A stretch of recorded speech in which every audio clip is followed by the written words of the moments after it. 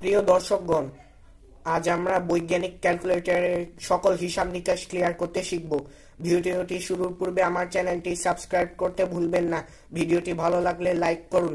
কথা না বাড়িয়ে ভিডিওটি শুরু করা যাক। প্রথমে শিফট বাটনে প্রেস করে মোডে ক্লিক করব।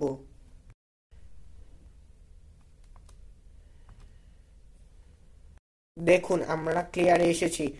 তো এই যে তিনটি অপশন এসেছে, মোড ও রিসেট, এই দুটি অপশনের মধ্যে যে কোনো একটি অপশন গেলেই সব ক্লিয়ার হয়ে যাবে। দেখুন, সরি, আমি ভুল করে এটিকে রিসেট বলেছি, এটি অল হবে।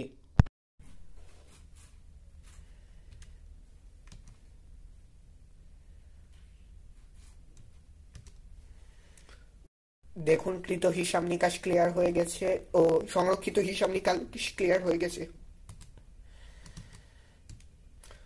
তো বন্ধুরা, ভিডিওটি ভালো লাগলে লাইক করুন। তো কোনো কিছু বিস্তারিত জানাতে কমেন্ট দিতে ভুলবেন না। ভিডিওটি অন্যদের সাথে শেয়ার